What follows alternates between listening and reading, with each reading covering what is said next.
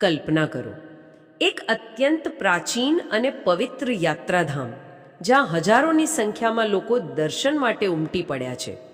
સાંકડી પહાડી ગલીઓમાં એકદમ ચહલપહલ છે અને દુકાનો ખુલ્લી છે. વાતાવરણમાં એક પ્રકારની શાંતિ અને આસ્થાનો માહોલ છે. અને પછી માત્ર ગણતરીની મિનિટોમાં એક પ્રચંડ અવાજ આવે છે.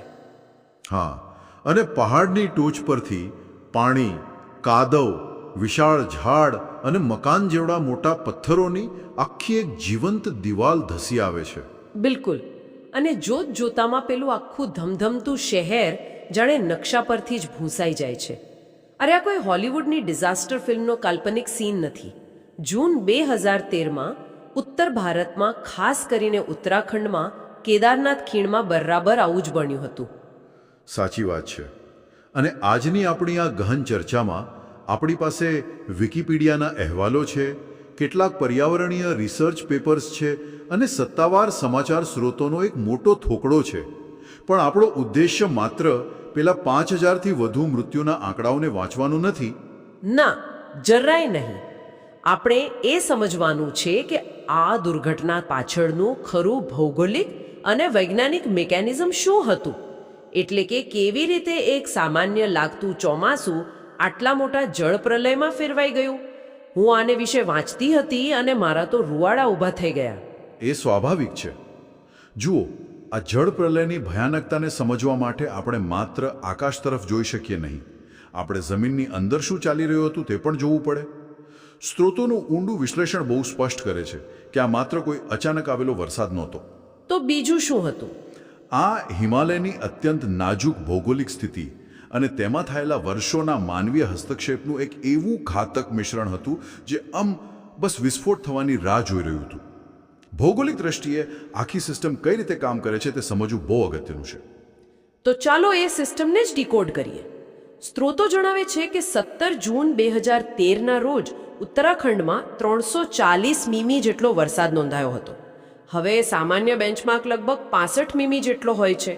એટલે કે આ વરસાદ સામાન્ય કરતાં 375% વધુ હતો. હા, 375%. એ આંકડો જ બહુ ડરામણો છે. બરાબર ને. આ તો એવું થયું કે જાણે એક નાનકડા ચાના કપમાં આખા બાથટબ જેટલું પાણી એક સાથે રેડી દેવામાં આવે. પણ મારો એક સવાલ છે. આપણે 21મી સદીમાં જીવીએ છીએ. આપણી પાસે આધુનિક સેટેલાઇટ્સ છે, આખું હવામાન વિભાગ છે. તો શું આટલા મોટા ખતરાની અગાઉથી કોઈ જ આગાહી નહોતી થઈ શકી? તમારો સવાલ બહુ જ વ્યાજબી છે. પણ આગાહીની નિષ્ફળતા અને પ્રસારણની નિષ્ફળતા આ બંને વચ્ચે બહુ મોટો તફાવત છે. હવામાન વિભાગે ભારે વરસાદની આગાહી ચોક્કસ કરી જ હતી. અચ્છા, કરી હતી. હા, પણ પર્વતીય વિસ્તારોમાં વાદળ ફાટવા, એટલે કે જેને આપણે ક્લાઉડબર્સ્ટ કહીએ છીએ, તેની સચોટ આગાહી કરવી એ આધુનિક વિજ્ઞાન માટે પણ એક બહુ મોટો પડકાર છે. વાદળ ફાટવું એ કોઈ સામાન્ય વરસાદ નથી. તો એક્ઝેક્ટલી શું થાય એમાં? તે અમુક ચોરસ કિલોમીટરના બહુ જ નાના વિસ્તારમાં માત્ર ગણતરીના કલાકોની અંદર સેંકડો મિલીમીટર પાણી ફેંકી દે છે. અને હિમાલયના વિસ્તારોમાં મે અને જૂનની શરૂઆતમાં બરફ પીગળવાને કારણે જ જમીન પહેલેથી જ પાણીથી સંતૃપ્ત, એટલે કે સેચ્યુરેટેડ હોય છે. ઓહ, એટલે હું એમ કહી શકું કે જમીન પહેલેથી જ એક ભીના સ્પંજ જેવી થઈ ગઈ હતી, જે હવે વધુ એક પણ ટીપું પાણી શોષી શકે તેમ નહોતી. એકદમ સાચું.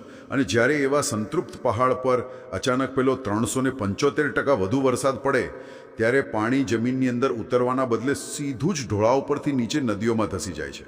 બાપ રે. હવે વાત રહી ચેતવણીની. સ્રોતો નોંધે છે કે માહિતી તો હતી, પરંતુ તે માહિતીનો વ્યાપક પ્રસારણ થયું જ નહીં. પહાડી વિસ્તારોની ભૂગોળ જ એવી હોય છે કે જ્યારે ઉપરવાસમાં વાદળ ફાટે ત્યારે નીચે ખીણમાં રહેલા લોકો પાસે પ્રતિક્રિયા આપવા માટે કલાકો નહીં, પણ માત્ર ગણતરીની મિનિટો હોય છે. હા, કારણ કે પાણી એટલી સ્પીડમાં નીચે આવે. બિલકુલ. અને વહીવટીતંત્ર પાસે એ વખતે એવું કોઈ જ મિકેનિઝમ નહોતું કે જેનાથી હજારો યાત્રાળુઓને તાત્કાલિક સુરક્ષિત સ્થળે ખસેડી શકાય. અને મને લાગે છે કે આ ચેતવણીના અભાવના કારણે જ હજારો લોકો બરાબર એવી જગ્યાએ ફસાઈ ગયા જે ભૌગોલિક રીતે સૌથી વધુ સંવેદનશીલ હતી. હા, કેદારનાથની ખીણ. બરાબર. અહીં સ્ત્રોતોમાં જે વિગતો છે તે ખરેખર કોઈને પણ વિચારવા પર મજબૂર કરી દે છે. આ કહેરની જમીન પર એવી ભયાનક અસર થઈ કે રામબાળા સોનપ્રયાગ અને ગૌરીકુંડ જેવા વિસ્તારોમાં તો 10-10 ફૂટ પહોળા રસ્તાઓ, મોટી હોટેલો અને આધુનિક કોન્ક્રીટના બાંધકામો પત્તાના મહેલની જેમ ધરાશાયી થઈ ગયા. સાવ ધોવાઈ ગયા. હરિદ્વારમાં ગંગાના પૂરમાં શિવની વિશાળ મૂર્તિ વહી ગઈ એ દ્રશ્યો તો આપણે બધાએ ટીવી પર જોયા છે, પણ અહીં એક મોટો વિરોધાભાસ છે જે મને બહુ આશ્ચર્યમાં મૂકે છે. આ બધું જ ધોવાઈ ગયું છતાં સમુદ્ર સપાટીથી 3584 મીટરની ઊંચાઈએ આવેલું 1000 વર્ષ જૂનું કેદારનાથનું મંદિર અડીખમ ઊભું રહ્યું. હા, એ ખરેખર એક ચમત્કાર જેવું લાગે. બિલકુલ. તેનું ગર્ભગૃહ અને મુખ્ય ગુંબજ બિલકુલ સુરક્ષિત રહ્યા. હવે હું અહીં થોડો વિરોધ કરવા માંગુ છું, એટલે કે એક સવાલ પૂછવા માંગુ છું. શું ખરેખર 1000 વર્ષ જૂનું પથ્થરનું માળખું આધુનિક સળિયા અને સિમેન્ટથી બનેલી ઇમારતો કરતાં વધુ મજબૂત હોઈ શકે? આધુનિક કોન્ક્રીટ તો અત્યંત ભારે દબાણ સહન કરવા માટે જ ડિઝાઇન કરવામાં આવે છે ને. જુઓ, આ જ સૌથી રસપ્રદ વૈજ્ઞાનિક પાસું છે આખી ઘટનાનું. જો આપણે માત્ર મટીરિયલ કે સામગ્રીની વાત કરીએ તો કોન્ક્રીટ ચોક્કસ મજબૂત છે, પરંતુ આધુનિક ઇમારતો અત્યંત કઠોર હોય છે, એટલે કે રિજિડ હોય છે. હા, એટલે વળી ન શકે. બરાબર. જ્યારે પૂરનું પાણી અને તેની સાથે આવતા વિશાળ પથ્થરો કોન્ક્રીટની દિવાલ સાથે અત્યંત ઝડપે ટકરાય છે, ત્યારે તે દિવાલ થોડી પણ વાળી શકતી નથી, એટલે તે સીધી તૂટી જ જાય છે.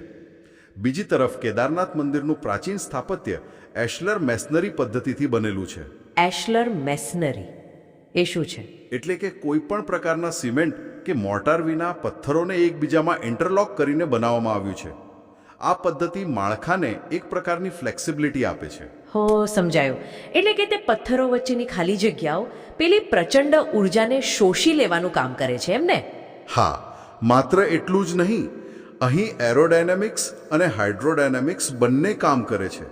મંદિર જે જગ્યાએ બનાવવામાં આવ્યું છે તે મંદાકિની નદીના મૂળ પ્રવાહથી થોડું અલગ છે, અને સૌથી મહત્વની ભૂમિકા ભજવી હતી મંદિરની પાછળ અટકી ગયેલી એક વિશાળ શિલાએ, જેને આજે આપણે સૌ ભીમશિલા તરીકે ઓળખીએ છીએ.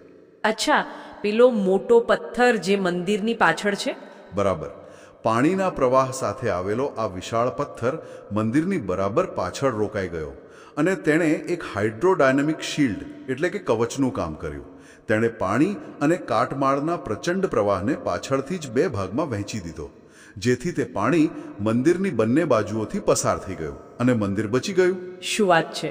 અને આધુનિક બાંધકામો સીધા નદીના પટમાં નદીનો રસ્તો રોકીને ઊભા કરવામાં આવ્યા હતા, એટલે જ નદીએ તેમને સાફ કરી દીધા. પ્રાચીન નિર્માતાઓએ નદીના રસ્તાને સન્માન આપ્યું હતું. આ ખરેખર એક આશ્ચર્યજનક બાબત છે કે આકાર અને ભૂમિતિ કેવી રીતે વિનાશક ઉર્જાને વાળી શકે છે તેનો સીધો સામનો કરવાના બદલે. પરંતુ આ વિનાશક ઉર્જા માત્ર કેદારનાથ પૂરતી સીમિત નથી રહી એવું સ્રોતો જણાવે છે. પાણી ત્યાંથી આગળ વધ્યું અને પછી ગુરુત્વાકર્ષણે પોતાનું કામ શરૂ કર્યું. હા, એ રોકાયું નહીં. અહીં સ્રોતો એક ડોમિનો ઇફેક્ટ એટલે કે એક પછી એક થતી ઘટનાઓની શૃંખલા દર્શાવે છે. પડોશી દેશ નેપાળમાં ધોલીગંગા અને મહાકાલી નદીઓમાં ભારે પૂર આવ્યો, જ્યાં 1000થી વધુ લોકો બેઘર થઈ ગયા. અને ભારતની વાત કરીએ તો છેક દિલ્હીમાં 16 જૂને રેકોર્ડ બ્રેક વરસાદ થયો અને યમુના નદીનું જળસ્તર 207.75 મીટરના ભયજનક નિશાનથી પણ ઉપર જતું રહ્યું. એ બહુ મોટું લેવલ કહેવાય દિલ્હી માટે. બિલકુલ. અને ઉત્તર પ્રદેશના 23 જિલ્લાઓમાં 600 જેટલા ગામડાઓ ડૂબી ગયા અને હિમાચલ પ્રદેશમાં પણ જાનહાનિ થઈ. આ આંકડાઓ જોઈને એવું લાગે છે કે જાણે પહાડ પર થયેલી એક હિલચાલ સીધી દિલ્હી અને યુપીના ડ્રોઈંગ રૂમ સુધી પહોંચી ગઈ. આટલું બધું કનેક્શન કેવી રીતે? જુઓ, આને વિજ્ઞાનની ભાષામાં હાઇડ્રોલોજિકલ કનેક્ટિવિટી કહેવાય. નદીઓ કોઈ રાજ્યની કે દેશની ભૌગોલિક સરહદોને ઓળખતી નથી. અહીં આપણે સમજવું પડે કે પહાડોમાંથી જે નીચે આવ્યું તે માત્ર પાણી નહોતું, તેને વૈજ્ઞાનિક ભાષામાં ડેબ્રી ફ્લો કહેવાય છે. એટલે કે કાટમાળનો પ્રવાહ, બરાબર ને? હા, ડેબ્રી એટલે કાટમાળ. અને આ પ્રવાહ સામાન્ય પાણી કરતાં ઘણો અલગ અને ઘાતક હોય છે. તે કાદવ, રેતી, પથ્થરો અને આખાને આખા વૃક્ષોનું એક એવું ભયાનક મિશ્રણ બની જાય છે જેની ઘનતા અને વજન પાણી કરતાં અનેક ગણું વધુ હોય છે. ઓકે. તે એક લિક્વિડ સેન્ડ પેપરની જેમ કામ કરે છે. સેન્ડપેપર કેવું બધું ઘસી નાખે. અરે હા, સાચી વાત છે. બસ એમ જ આ પ્રવાહ પોતાના રસ્તામાં આવતી દરેક વસ્તુને ઘસીને ખતમ કરી નાખે છે. અને જ્યારે આ લાખો ટન કાટમાળ મેદાની વિસ્તારોમાં પહોંચે છે ત્યારે નદીના તળિયામાં આ કાદવ અને પથ્થરો જમા થવા લાગે છે. પરિણામે નદીનું તળિયું ઊંચું આવે છે અને નદીની વહન ક્ષમતા એટલે કે કેરિંગ કેપેસિટી ઘટી જાય છે. સમજી ગઈ. એટલે કે નદી હવે એટલું બધું પાણી સમાવી જ નથી શકતી અને પરિણામે વધારાનું પાણી સીધું જ આસપાસના ગામડાઓ અને શહેરોમાં ફેલાઈ જાય છે. બિલકુલ. જ્યારે ઉત્તરાખંડના પહાડો ધોવાય છે ત્યારે તેનો સીધો અર્થ એ છે કે દિલ્હી અને ઉત્તર પ્રદેશના મેદાનોમાં પૂર આવવું નિશ્ચિત છે. પહાડની ઇકોસિસ્ટમ અને મેદાની વિસ્તારોની સલામતી એકબીજા સાથે અદૃશ્ય દોરીથી જોડાયેલા છે. આપણે એને અલગ ન ગણી શકીએ. અને જ્યારે આટલા મોટા ભૌગોલિક વિસ્તારની સુરક્ષા જોખમમાં મુકાઈ જાય ત્યારે લાખો લોકોને બચાવવા કેવી રીતે, આ સૌથી મોટો પ્રશ્ન ઊભો થાય. અહીંથી જ સ્ત્રોતો ઓપરેશન રાહત તરફ વળે છે. હા, ભારતીય સેનાનું ઐતિહાસિક ઓપરેશન. એક્ઝેક્ટલી. સેના, આઈટીબીપી, બીએસએફ અને વાયુસેના દ્વારા 10,000થી વધુ જવાનોને મેદાનમાં ઉતારવામાં આવ્યા હતા. યાત્રાળુઓ તો ફસાયા જ હતા, પરંતુ બચાવ કામગીરી ખુદ એક બહુ મોટો પડકાર હતી. હું આને એક અલગ રીતે સમજવાનો પ્રયાસ કરું છું. હેલિકોપ્ટર દ્વારા રેસ્ક્યુ કરવું એ કોઈ સામાન્ય ઉડાણ નહોતી. પહાડી ખીણો એટલી સાંકડી હોય છે અને વાતાવરણ એટલું ધુમ્મસવાળું હતું. આ તો જાણે એક દોડતા રોલર કોસ્ટર પર બેસીને આંખે પાટા બાંધીને સોયમાં દોરો પરોવા જેવું અત્યંત જટિલ અને જોખમી કામ હતું. વાહ, આ રૂપક પરિસ્થિતિની ગંભીરતાને બહુ જ સારી રીતે વર્ણવે છે. હાઈ એલ્ટિટ્યૂડ એટલે કે વધુ ઊંચાઈ પર હવા પાતળી હોય છે. એરોડાયનેમિક્સના નિયમ મુજબ હવા પાતળી હોવાને કારણે હેલિકોપ્ટરના રોટર્સને જરૂરી લિફ્ટ એટલે કે ઊંચકાવ મળતો નથી. ઓહ, એટલે મશીનને પણ તકલીફ પડે ત્યાં. હા, અને તેમાં પણ જો ભારે વરસાદ અને અનિશ્ચિત પવનના સુસવાટા હોય તો હેલિકોપ્ટરને એક જગ્યાએ હવામાં સ્થિર રાખવું, જેને હોવરિંગ કહેવાય, તે પાયલટ માટે શારીરિક અને માનસિક ક્ષમતાની અંતિમ કસોટી બની જાય છે. પાયલોટ્સે ખરેખર પોતાની મર્યાદાઓ ઓળંગીને હજારો જીવ બચાવ્યા. પરંતુ અહીં બીજી એક મહત્વની વાત છે જે દર્શાવે છે કે આ આફત કેટલી મોટી હતી. સ્ત્રોતો નોંધે છે કે સરકારે 4 ધામ અને કૈલાશ માનસરોવરની યાત્રાને 2 વર્ષ માટે રદ કરવી પડી હતી. હા, મેં પણ એ વાંચ્યું. પણ 2 વર્ષનો સમયગાળો બહુ મોટો કહેવાય. મારું કહેવું એમ છે કે માત્ર રસ્તાઓ જ તો ધોવાયા હતા. તેને રિપેર કરતા આટલો બધો સમય કેમ લાગ્યો? કારણ કે માત્ર રસ્તાઓ નહોતા ધોવાયા, પર્વતોની આખી ટોપોગ્રાફી એટલે કે ભૌગોલિક સંરચના જ બદલાઈ ગઈ હતી. અચ્છા, આખો નકશો જ બદલાઈ ગયો એમ? હા, જે ઢોળાવ પર પહેલા રસ્તાઓ હતા તે ઢોળાવો જ હવે અસ્તિત્વમાં નહોતા. જ્યારે પહાડનો એક આખો હિસ્સો ધસી પડે ત્યારે તમે એ ભૂસ્ખલનવાળી કાચી માટી પર સીધો ડામર પાથરીને નવો રસ્તો ન બનાવી શકો. જમીનને સ્થિર થતા અને નવા સલામત માર્ગો શોધતા વર્ષો લાગી જાય છે. આર્થિક સહાય ભલે ગમે તેટલી આવે, જેમ કે પ્રધાનમંત્રી 1,000 કરોડ રૂપિયા અને અન્ય રાજ્યોએ પણ કરોડો રૂપિયાનું ભંડોળ આપ્યું, આંતરરાષ્ટ્રીય સ્તરેથી પણ સહાય મળી, પરંતુ પૈસાથી તમે તૂટેલા પહાડને રાતોરાત જોડી શકતા નથી. સાચી વાત. આ આખી ઘટનાની તીવ્રતા અને તેની અસરો સાંભળીને જ આમ અંદરથી હચમચી જવાય છે. પણ હવે આ બધી જ માહિતીના આધારે મારે એક બહુ જ મહત્વનો અને કદાચ થોડો કડવો સવાલ ઉઠાવવો છે. પર્યાવરણવિદોના જે અહેવાલો સ્ત્રોતોમાં ટાંકવામાં આવ્યા છે તેમાં 70 જેટલા હાઇડ્રો પાવર પ્રોજેક્ટ્સ એટલે કે પહેલા જળ વિદ્યુત પ્રોજેક્ટ્સની વાત છે. મેં પણ એ રિપોર્ટ્સ જોયા છે. તેમાં પહાડોમાં થયેલા વિસ્ફોટો અને સુરંગોના નિર્માણને આ વિનાશ માટે જવાબદાર ઠેરવવામાં આવ્યા છે. પણ મને અહીં થોડી શંકા છે. મારો પોઈન્ટ એ છે કે જો 375% જેટલો અસામાન્ય વરસાદ પડે તો શું એ પ્રકૃતિનો સીધો પ્રહાર નથી?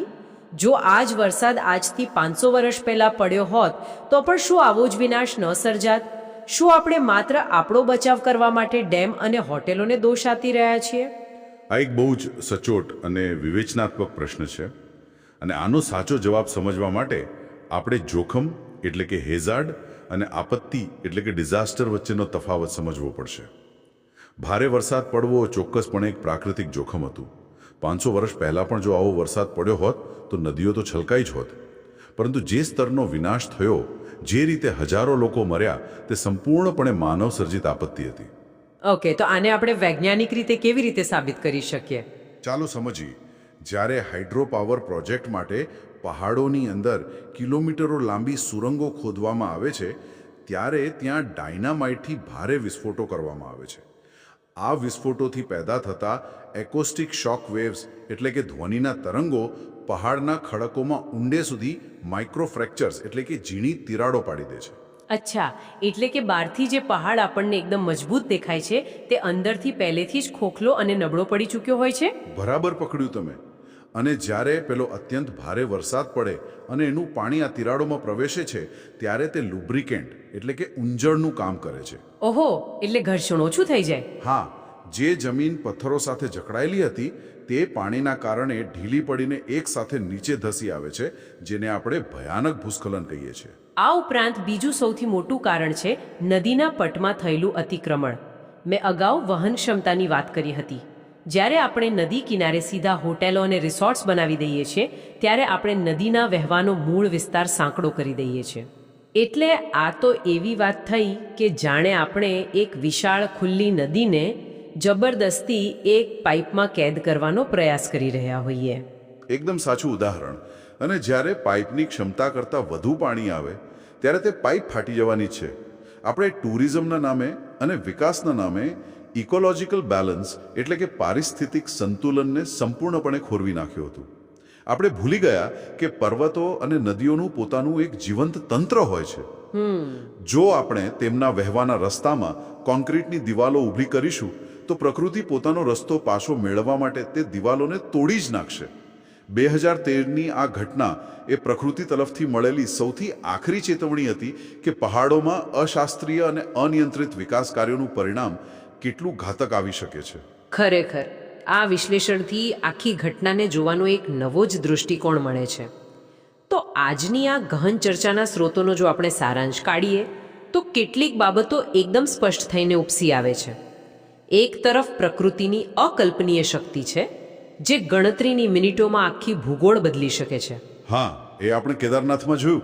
બરાબર. અને આપણે એ પણ જોયું કે કેવી રીતે હાઇડ્રોલોજિકલ સિસ્ટમ જોડાયેલી છે અને કેવી રીતે કાટમાળનો પેલો પ્રવાહ છેક મેદાનોમાં તારાજી સર્જે છે. બચાવ કામગીરીના અદ્ભુત સાહસને પણ આપણે સમજ્યા. પણ સૌથી અગત્યની બાબત મને એ લાગે છે કે વિકાસ અને વિનાશ વચ્ચે બહુ જ પાતળી ભેદરેખા છે. અને આ ચર્ચાનું મુખ્ય હેતુ પણ એ જ છે કે આપણે આ માહિતીને સમજીને તેમાંથી કંઈક શીખ મેળવીએ. ટકાઉ વિકાસ એટલે કે સસ્ટેનેબલ ડેવલપમેન્ટ એ કોઈ માત્ર પુસ્તકીયો શબ્દ નથી, પરંતુ હિમાલય જેવા સંવેદનશીલ વિસ્તારો માટે તે અસ્તિત્વ ટકાવી રાખવાની એકમાત્ર શરત છે. અને આ જ વિચારધારા સાથે હું એક સવાલ મૂકીને આ ચર્ચા પૂરી કરવા માંગુ છું. શરૂઆતમાં આપણે કેદારનાથ મંદિરના અડીખમ રહેવા પાછળના વિજ્ઞાનની વાત કરી હતી. જો 1000 વર્ષ પહેલાંના નિર્માતાઓ પ્રકૃતિના નિયમોને, નદીના વહેણને અને પહાડની ભૂમિતિને સમજીને એવું માળખું બનાવી શકતા હોય જે પ્રકૃતિના સૌથી રૌદ્ર સ્વરૂપને પણ સહન કરી લે, તો પછી આપણું આધુનિક અને કરોડો રૂપિયાના ખર્ચે બનેલું કહેવાતું વિકસિત ઇન્ફ્રાસ્ટ્રક્ચર કેમ આટલી સરળતાથી ધરાશાયી થઈ ગયું? આ બહુ ઊંડો સવાલ છે. હા, શું આપણે ટેકનોલોજીના ઘમંડમાં પ્રકૃતિના મૂળભૂત નિયમોને સાવ અવગણી રહ્યા છીએ? શું આપણું નિર્માણ પ્રકૃતિ પર વિજય મેળવવા માટે થઈ રહ્યું છે કે પછી તેની સાથે સહ અસ્તિત્વ જાળવવા માટે? આ એક એવો પ્રશ્ન છે જે કોઈ પણ વ્યક્તિને લાંબા સમય સુધી વિચારવા પર મજબૂર કરી દે.